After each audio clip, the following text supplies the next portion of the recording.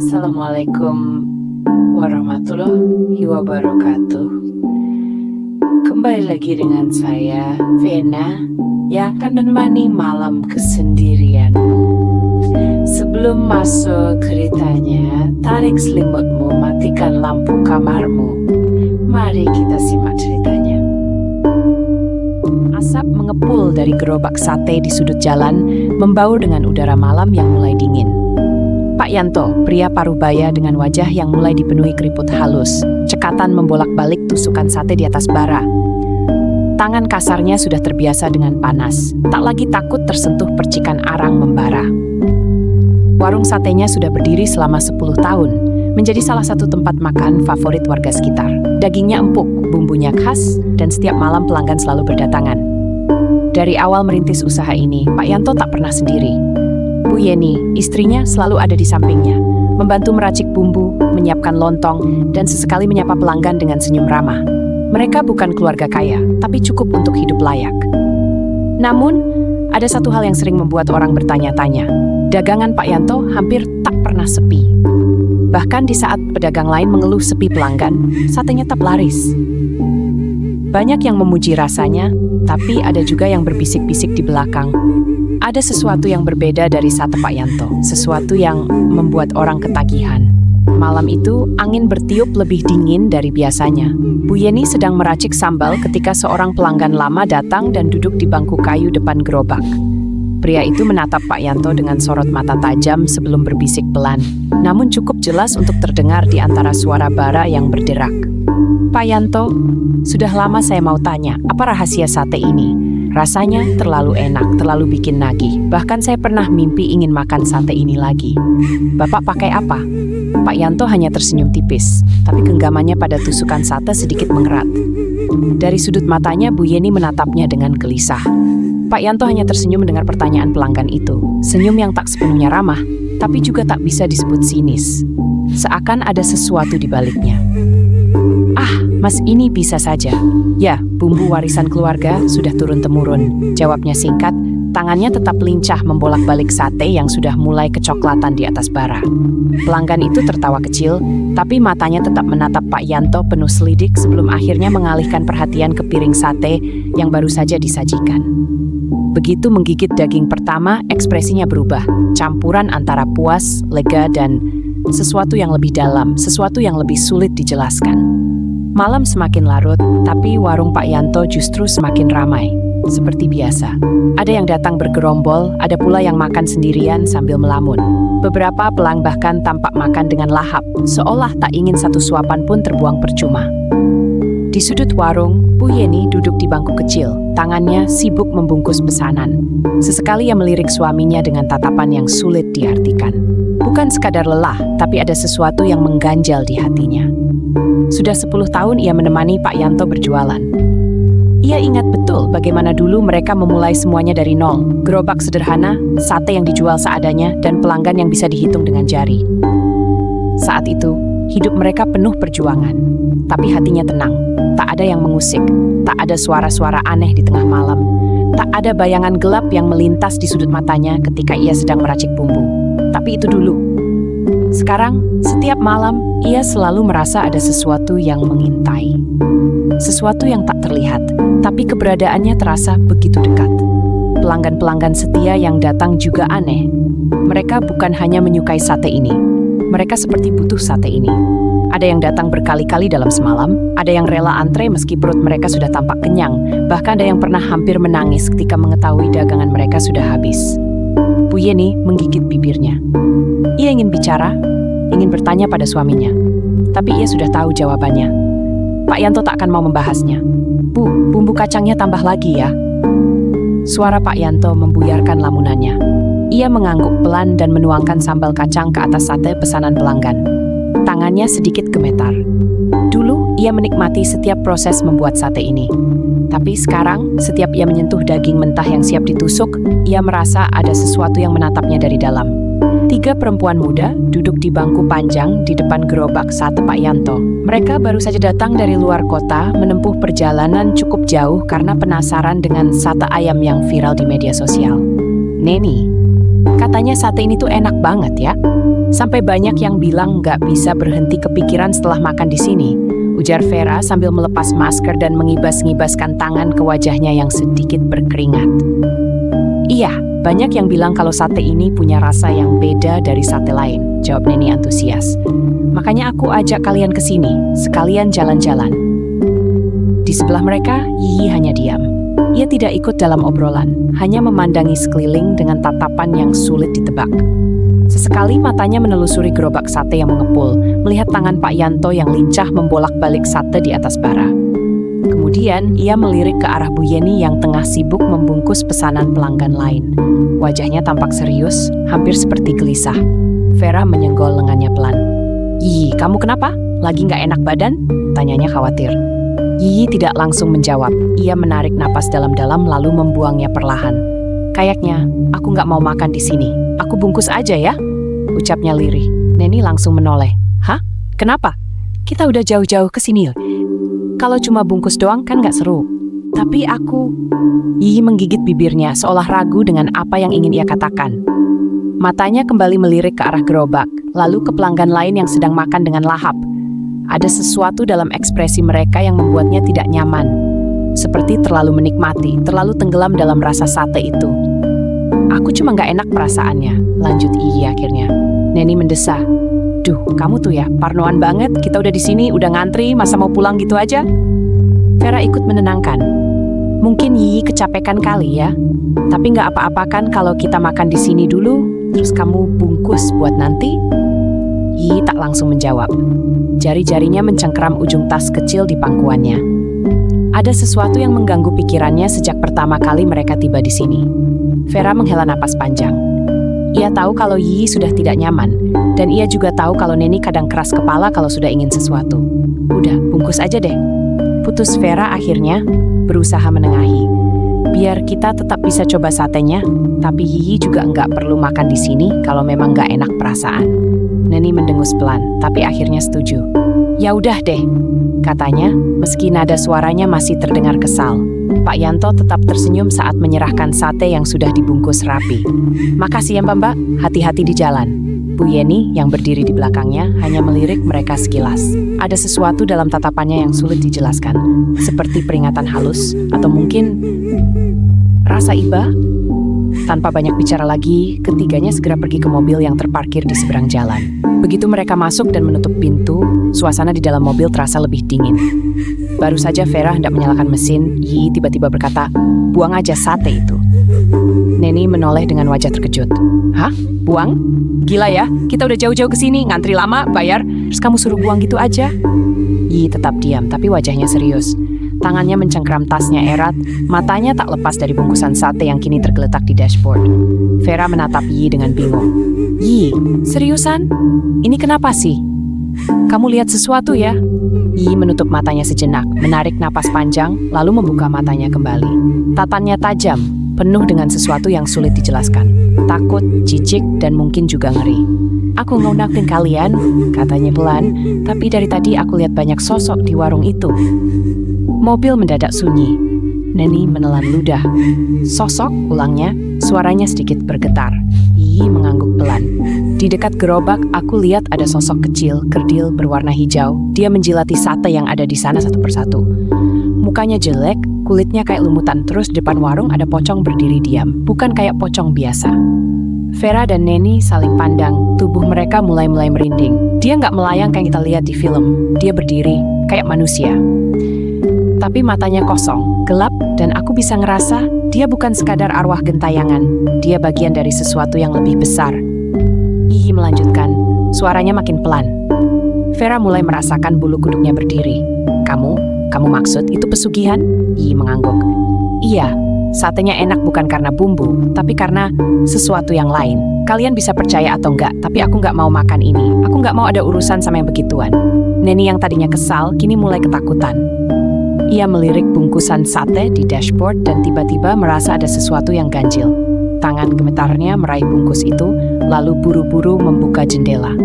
Tanpa pikir panjang, ia melempar sate itu ke jalan. Vera menekan gas, ingin segera meninggalkan tempat itu. Saat mobil mereka mulai melaju, Yiyi melirik kaca spion. Dan di sana, di depan warung sate yang kini mulai sepi, ia melihat sosok kerdil hijau itu berdiri di pinggir jalan, menatap mereka dengan seringai lebar. Seolah tahu, seolah marah. Malam semakin larut. Hanya sisa-sisa bara api yang masih berkerlap-kerlip di gerobak sate Pak Yanto. Warung itu sudah sepi, tak ada lagi pelanggan yang datang. Di kejauhan, suara motor dan mobil yang melintas di jalan mulai jarang terdengar. Bu Yeni mengelap meja kayu dengan gerakan pelan, matanya kosong, pikirannya melayang entah kemana. Di sudut warung, Pak Yanto duduk di bangku reyot, menghela napas panjang setelah seharian berjualan. Sate mereka kembali ludes seperti biasa. Usaha mereka tetap ramai, tidak pernah sepi. Dan semua itu bukan kebetulan. Pak Yanto melirik istrinya. "Udah selesai, Bu?" Bu Yeni hanya mengangguk. Tapi raut wajahnya menunjukkan sesuatu yang berbeda, rasa lelah yang bukan sekadar fisik. Pak Yanto paham, tapi ia tak berkata apa-apa. Tanpa banyak bicara, ia bangkit dari duduknya dan berjalan ke belakang warung. Ada satu sudut yang gelap tersembunyi dari pandangan orang-orang. Di sanalah ia melakukan ritualnya setiap malam. Dengan gerakan yang sudah ia hafal selama bertahun-tahun, Pak Yanto merogoh saku jaket lusuhnya, mengeluarkan sebungkus plastik kecil berisi cairan merah pekat. Aroma anyir langsung menyengat begitu ia membuka bungkusannya. Dengan khidmat, ia menuangkan cairan itu ke tanah di pojokan warung. Sambil melakukannya, mulutnya mulai berkomat-kamit membaca mantra. Suaranya lirih, hampir seperti bisikan. Tangannya gemetar sedikit, yang sudah habis 10 tahun. Udara di sekitarnya mendadak terasa lebih berat. Angin berhenti berembus. Dari sudut matanya, ia bisa melihat sesuatu bergerak di derak dalam kegelapan. Sosok kerdil berwarna hijau muncul, merangkak dengan gerakan cepat. Lidah panjangnya menjulur, menjilati sisa-sisa cairan merah yang merembes ke tanah. Dari kejauhan terdengar suara gesekan kain. Pak Yanto tak perlu menoleh untuk tahu. Pocong itu sudah datang. Sosok itu berdiri diam di ujung warung, tubuhnya kaku, wajahnya samar di balik kain yang menguning. Tapi Pak Yanto tahu pocong itu sedang menatapnya. "Menunggu. Kalian sudah aku beri makan. Seperti janjiku," gumamnya lirih. Tidak ada jawaban, hanya suara napas berat yang terdengar dari sudut gelap. Pak Yanto menelan ludah lalu kembali berbisik. "Tolong bantu agar tetap ramai." Lidah makhluk hijau itu berhenti menjilat, lalu menoleh ke arah Pak Yanto dengan mata hitam legam yang berkilat dalam kegelapan. Sementara pocong di ujung warung tetap diam, hanya kainnya yang sedikit berkibar, meski tak ada angin. Pak Yanto menggertakkan giginya. Ia tahu perjanjiannya masih berlaku, tapi semakin lama ia merasa semakin sulit mengendalikan mereka. Seperti tadi, saat 3 perempuan itu datang, ia bisa merasakan salah satu dari mereka melihat sesuatu.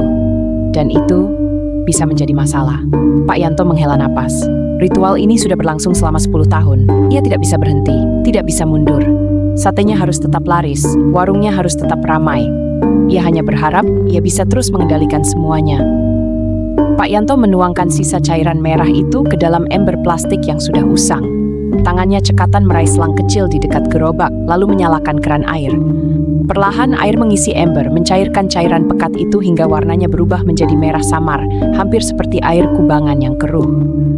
Bau anyir samar tercium di udara, tapi Pak Yanto sudah terbiasa. Tanpa ragu, ia mengangkat ember itu dengan kedua tangan dan berjalan ke depan warung. Ia menuangkan air bercampur darah itu ke aspal jalanan, membiarkannya mengalir perlahan, meresap ke dalam pori-pori tanah, dan menyebar ke arah manapun yang terlihat. Bu Yeni berdiri di dekatnya, memperhatikan dengan mata yang sayu. "Semoga besok ada korban," bisiknya pelan, hampir seperti doa yang dipanjatkan dengan penuh harap.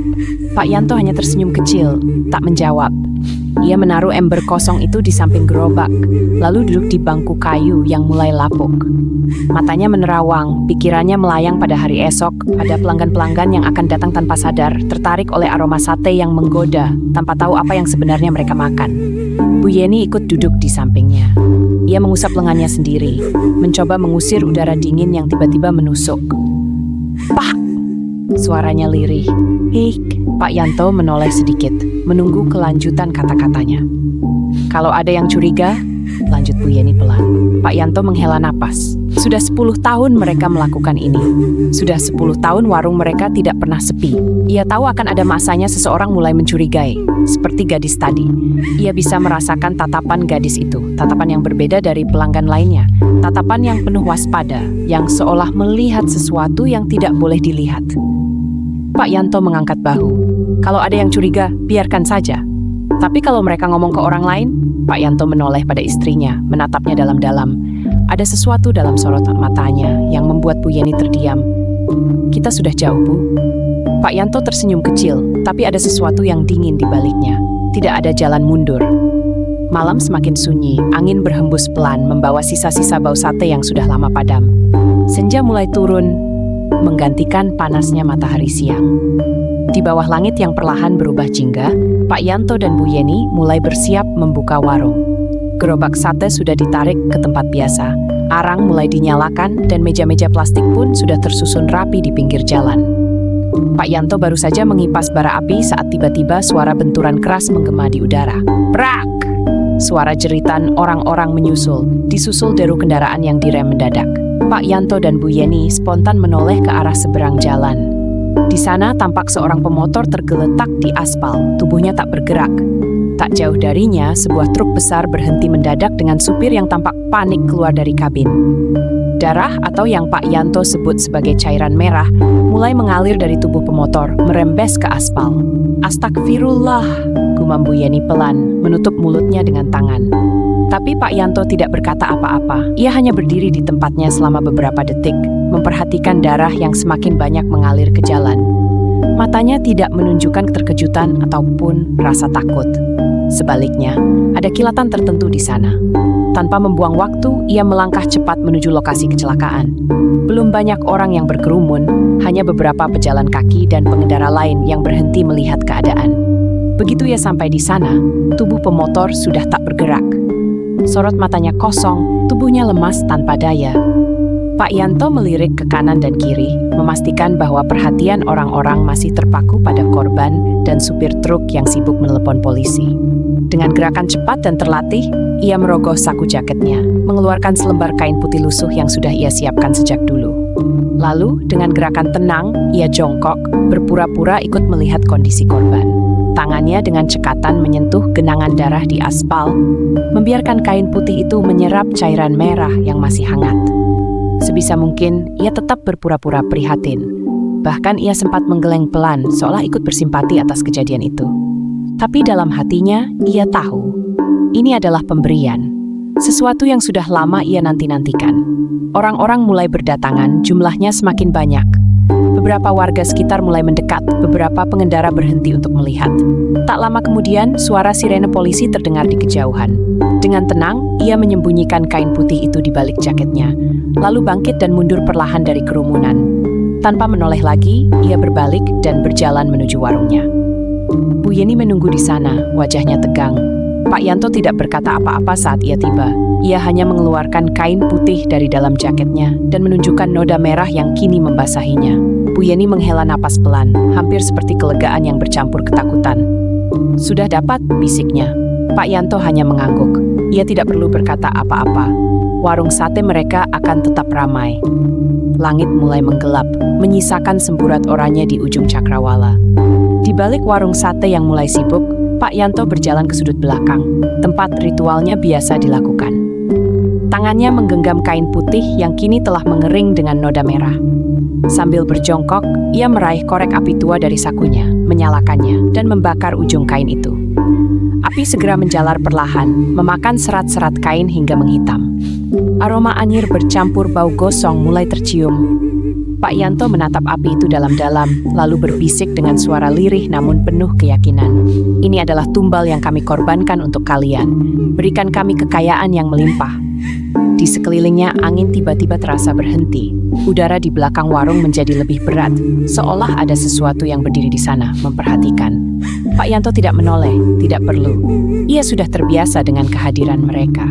Ia tahu mereka mendengar, ia tahu mereka menerima. Saat api mulai meredup dan kain telah menjadi abu, Pak Yanto bangkit perlahan, menepuk-nepuk tangannya. Seakan tak terjadi apa-apa, ia kembali ke bagian depan warung, di mana Bu Yeni sudah sibuk menyiapkan sate yang akan dibakar. Malam ini, seperti malam-malam sebelumnya, warung mereka mulai ramai lagi. Pelanggan datang, antrean mulai terbentuk. Aroma sate yang menggoda menyebar, menarik siapa saja yang melintas. Tak ada yang tahu, tak ada yang curiga. Bagi mereka, sate Pak Yanto hanyalah sate yang terkenal lezat. Bagi Pak Yanto dan Bu Yeni, sate itu adalah hasil dari perjanjian yang sudah mereka buat 10 tahun lalu. Dan selama tumbal terus diberikan, warung ini tidak akan pernah sepi.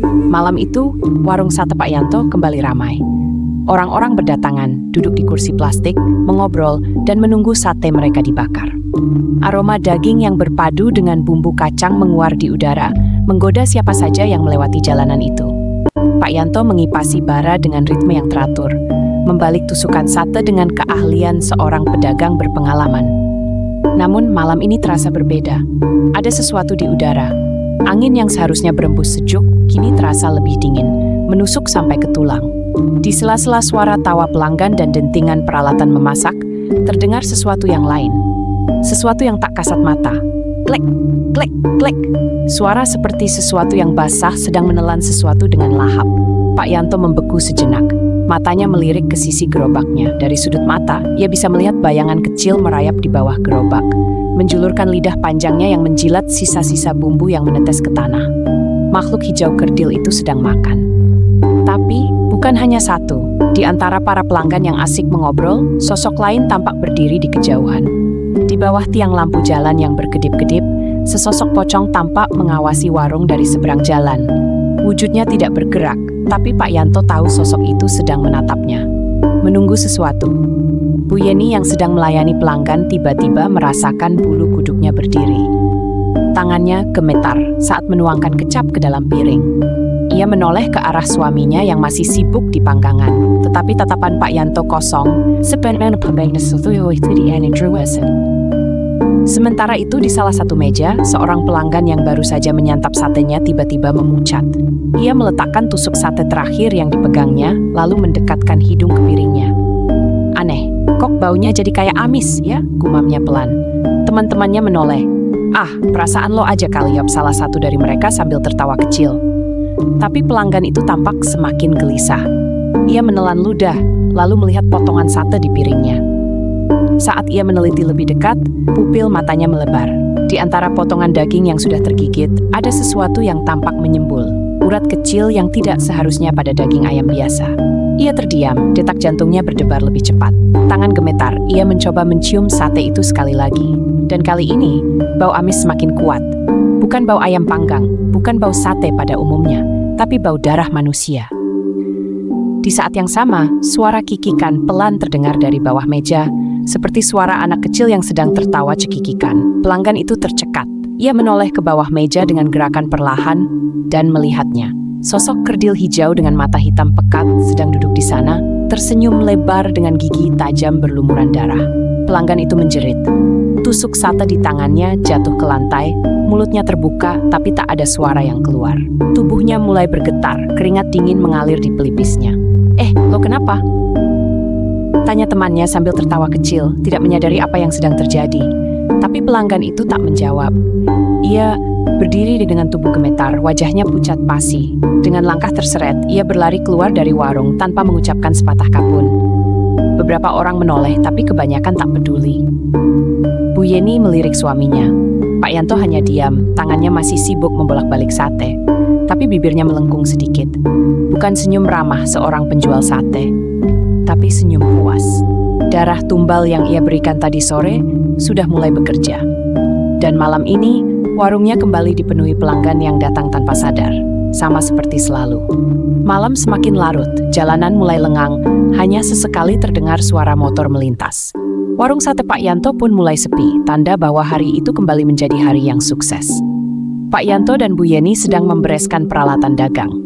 Arang yang tadi membara kini hanya menyisakan abu hitam, sisa-sisa sate yang jatuh ke tanah sudah mereka sapu, dan bangku plastik mulai ditumpuk satu persatu. Tapi sebelum mereka benar-benar menutup warung, seorang pemuda datang menghampiri. Pak Yanto menoleh. Pemuda itu mengenakan sarung kotak-kotak dengan kaos putih sederhana. Wajahnya tenang, tapi sorot matanya tajam, penuh amarah yang tertahan. Pak Yanto tersenyum ramah seperti biasa. Maaf dik, satenya sudah habis. Besok saja datang lebih awal, katanya santai. Dia mau gad tawatan. Bisnis dia sin termasuk binatang Yanto. Aku nggak kesini buat makan sate, Pak, katanya dengan suara berat. Pak Yanto mengangkat alis. Tadi sore istriku makan di sini. Sekarang dia muntah-muntah di rumah. Lanjut pemuda itu, nadanya terdengar lebih serius. Dia bilang, ada bau anyir di sate ini. Setelah makan, perutnya sakit, wajahnya pucat, dan sekarang dia terus mengigau seperti orang kesurupan. Pak Yanto melirik Bu Yeni sekilas. Istrinya juga tampak sedikit tegang, tapi tetap diam di tempatnya. Saya nggak mau main tuduh. Pemuda itu melanjutkan, matanya tetap tajam. Tapi saya tahu warung ini nggak bersih. Pak Yanto merasakan dadanya menghangat, bukan karena takut, tapi karena amarah yang mulai merayap di tubuhnya. Apa maksudmu, Dik? Tanyanya. Kali ini senyumannya mulai pudar. Pemuda itu melangkah selangkah lebih dekat. Saya tahu apa yang Bapak lakukan. Saya tahu dengan siapa Bapak berbagi hasil dagangan ini. Bu Yeni langsung menggenggam lengan suaminya, seolah ingin menenangkan. Pak Yanto mengepalkan tangannya. Darahnya mendidih, ingin sekali membentak pemuda itu. Namun sebelum sempat bereaksi, pemuda itu berbicara lagi. Ini peringatan. Suaranya datar, tapi penuh ketegasan. Tutup warung ini sebelum terlambat, kalau tidak, Bapak dan Ibu sendiri yang akan menanggung akibatnya. Pak Yan benar ingin menyumpal mulut pemuda itu dengan arang panas. Namun, sebelum ia sempat membuka mulut, pemuda itu berbalik dan pergi begitu saja, meninggalkan mereka berdua dalam diam. Pak Yanto mengepalkan tangannya erat-erat, matanya menatap punggung pemuda itu dengan penuh kebencian. Kurang ajar, geramnya. Bu Yeni menggigit bibir. Pak, gimana kalau dia beneran tahu sesuatu? Bisiknya pelan. Pak Yanto menghela napas kasar, lalu menyeringai kecil. Kalau dia tahu, kita pastikan dia nggak sempat bicara ke siapa-siapa, katanya dingin. Udara di sekitar mereka tiba-tiba terasa lebih dingin. Sore itu, seperti biasa, Pak Yanto dan Bu Yeni mulai membuka warung. Langit masih berwarna jingga keemasan, pertanda malam akan segera datang. Pak Yanto menyusun kembali panggangan, menusuk potongan daging ayam ke tusuk sate, sementara Bu Yeni sibuk meracik bumbu kacang di meja kecil di sudut warung.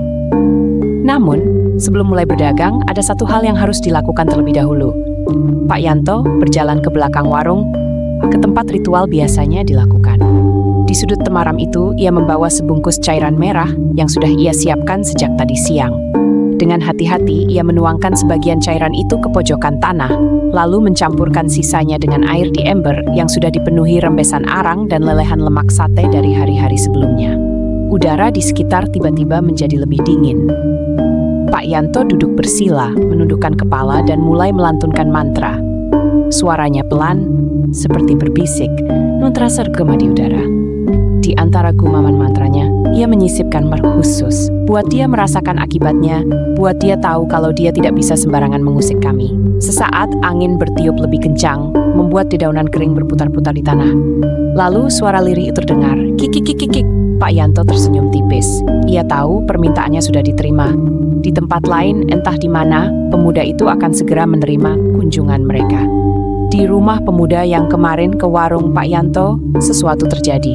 Pemuda itu bernama Ali. Malam mulai turun di rumah sederhana milik Ali. Lampu di ruang tamu menyala redup, menemani suara dentingan wajan dari dapur. Istrinya, Siti, sedang memasak makan malam ketika tiba-tiba terdengar suara langkah kecil berlari terburu-buru. Wah! Umi! Anak mereka Rizky berlari ke arahnya dengan tangisan keras. Tubuh kecilnya gemetar, wajahnya pucat seperti baru saja melihat sesuatu yang mengerikan. Siti buru-buru mematikan kompor dan berjongkok, meraih tubuh mungil anaknya dan memeluknya erat. Kenapa, nak? Kenapa? Tanyanya panik. Tapi Rizky tak bisa menjawab. Ia hanya menangis sambil ingin menjauh dari sesuatu. Jantung Siti berdegup kencang, badan anaknya terasa panas bukan sekadar demam biasa. Ada sesuatu yang tidak beres. Dengan sigap, ia menggendong Rizky dan membawanya ke ruang tamu, di mana Ali sedang duduk di lantai, merapikan beberapa lembar kertas berisi catatan kecil tentang pekerjaannya. Abi, lihat ini. Rizky tiba-tiba menangis keras, badannya panas. Suara Siti bergetar, matanya dipenuhi kecemasan. Ali segera bangkit dan mendekati mereka. Dengan lembut, ia menempelkan tangannya ke dahi anaknya. Mata Ali menyipit, panasnya aneh gumamnya. Rizky masih terseduh, sesekali menggigil dalam pelukan ibunya. Ali menghela napas dalam, lalu memejamkan mata dan mulai berdoa, membaca ayat-ayat suci perlahan sambil menempelkan tangannya di kepala anaknya. Ruangan terasa lebih sunyi, hanya suara doa Ali yang mengalun lirih. Namun, di tengah doanya ia merasakan sesuatu. bulu kuduknya berdiri. Ada hawa dingin aneh yang menyelinap ke dalam rumahnya. Pelan-pelan ia membuka mata dan menoleh ke sudut kamar yang pintunya terbuka sedikit. Di sana, di kegelapan kamar yang temaram, sesosok pocong berdiri diam, menghadap ke arahnya. Kain kafannya kotor, berlumuran tanah dan noda hitam pekat. Kepala pocong itu sedikit miring, seakan memperhatikan mereka dalam diam. Ali mengepalkan tangan. Ia tahu apa ini. Ia tahu dari mana ini dikirimkan. Matanya menatap tajam ke arah sosok itu. "Pergi," ucapnya tegas lalu melanjutkan doa-doanya. Pocong itu tidak bergerak, tapi hawa dingin semakin menusuk. Siti menggigil, tak bisa melihat apa yang Ali lihat, tapi merasakan ketegangan yang melingkupi rumah mereka. Ali melanjutkan doanya dengan suara lebih lantang. Pocong itu perlahan mulai getar, seperti terkena gelombang tak kasat mata. Kain kafannya berkibar sedikit meski tak ada angin di dalam rumah. Kemudian sosok itu mulai memudar, hingga akhirnya menghilang. Hawa dingin langsung lenyap. Ali mengembuskan napas berat. Ia kembali menatap Rizky yang kini sudah lebih tenang dalam pelukan Siti. Tangisan anak itu perlahan mereda, tubuhnya tidak lagi meronta-ronta. Siti menyentuh dahinya. "Subhanallah, panasnya sudah turun," bisiknya takjub. Ali menatap istrinya dengan rahang mengeras. "Ini peringatan," katanya dengan suara rendah. "Mereka nggak suka aku mengusik mereka." Siti menelan ludah. "Siapa, Bi?" Ali menatap lurus ke arah pintu. Dia tahu siapa yang mengirimkan ini. Malam semakin larut. Di warung sate Pak Yanto, kepulan asap dari panggangan bercampur dengan aroma daging yang terbakar sempurna. Warungnya masih ramai. Beberapa pelanggan duduk menikmati sate, sementara yang lain mengantre untuk dibungkus. Pak Yanto berdiri di balik gerobak, sesekali membalik sate di atas arang yang menyala merah. Senyumnya ramah, tapi pikirannya masih dipenuhi kejadian sore tadi. Tumbal yang berhasil dikorbankan, ritual yang telah dilakukan, dan harapan bahwa dagangannya akan semakin laris. Namun, tiba-tiba suasana berubah. Seolah-olah hawa dingin menyusup di antara para pelanggan. Suara obrolan yang riuh perlahan mereda. Angin berembus sedikit lebih kencang, membuat spanduk warung sate berkibar pelan. Seorang pria muncul di ujung jalan, berjalan perlahan menuju warung. Ali, dia mendekati Pak Yanto dan berbisik. Dengan sarungnya yang terayun di setiap langkah, wajahnya tampak berbeda dari malam sebelumnya. Tidak ada ragu, tidak ada ketakutan. Yang ada hanyalah amarah yang tertahan. Pak Yanto memperhatikan kedatangannya dan mendengus. Tanpa basa-basi, Ali berdiri tepat di depan warung. Ia tidak memesan sate, tidak duduk, tidak ramah. Dengan suara dalam dan penuh tekanan, ia berkata, "Jangan main-main denganku, Pak Yanto." Beberapa pelanggan melirik ke arah mereka, merasa ada sesuatu yang janggal. Pak Yanto hanya menyeringai, berusaha tetap tenang. "Apa maksudmu, Dik? Kalau mau makan sate, silakan. Kalau cuma mau mengancam, lebih baik pergi." Ali tidak menggubris kata-kata itu. "Pocong peliharaanmu sudah lenyap." Mata Pak Yanto sedikit menyipit. "Jangan kira aku nggak tahu dari mana semua ini berasal. Aku tahu kau memberi mereka makan. Aku tahu bagaimana warung ini bisa seramai ini." Bu Yeni yang sedang meracik bumbu terhenti sejenak. Ia melirik suaminya, seolah menunggu reaksi. Pak Yanto masih diam, tetapi hatinya mulai terbakar amarah. Ali melanjutkan, "Aku datang ke sini bukan untuk berdebat. Aku memberi peringatan terakhir. Hentikan semua ini, tutup warung ini, bertobatlah sebelum semuanya terlambat." Pak Yanto tertawa kecil, lalu menaruh kipas panggangan dengan kasar di atas meja. "Kalau aku tidak mau, lalu apa? Mau menghancurkan aku? Mau melenyapkan warungku?" Suaranya terdengar meremehkan. Ali menggeleng pelan. "Bukan warungmu yang akan lenyap, tapi kau." Pak Yanto mendengus marah. "Kurang ajar kau bocah, aku bisa saja membuatmu korban berikutnya." Ali menatapnya tajam. Ia mengangkat satu telunjuk dan mengarahkannya ke sudut warung. "Termasuk makhluk busuk itu," katanya pelan, tapi tegas. Mata Pak Yanto melebar. Ia tahu siapa yang sedang Ali tunjuk, sosok kecil berwarna hijau yang sering duduk di pojok warung, menjilati sisa sate yang belum dibakar. Sosok yang tak kasat mata bagi orang biasa. Sosok itu mengeluarkan suara geraman rendah, menyadari bahwa seseorang telah melihatnya. Pak Yanto mengepalkan tangannya. "Beraninya kau?" Ali tersenyum tipis. "Aku tidak takut. Bukan cuma pocong itu yang akan kuhabisi. Makhluk-makhlukmu yang lain juga akan musnah." Udara semakin dingin. Salah satu pelanggan tiba-tiba menggigil, merasa ada yang tidak beres. Ali melangkah mundur perlahan, matanya masih mengunci tatapan dengan Pak Yanto. "Aku sudah memperingatkanmu," katanya. "Terserah kau mau dengar atau tidak." Lalu tanpa menunggu reaksi lebih jauh, Ali berbalik dan pergi meninggalkan warung. Pak Yanto berdiri di tempatnya, rahangnya mengeras, matanya membara penuh amarah. Bu Yeni mendekat. "Pak, kita harus bagaimana?" bisiknya dengan suara gemetar. Pak Yanto menghela napas panjang, lalu meningai. "Kalau dia ingin berperang, kita leni." Dari sudut warung, terdengar suara kikikan lirih. Malam semakin larut, hanya tersisa sisa-sisa bara di panggangan, mengeluarkan asap tipis yang perlahan memudar.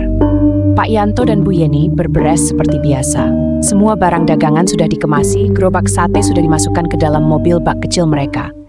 Ritual pun sudah dilaksanakan, darah sudah ditumpahkan, mantra sudah dibacakan. Pak Yanto merasa lega, malam ini tetap ramai. Pesugihan mereka masih bekerja dengan baik.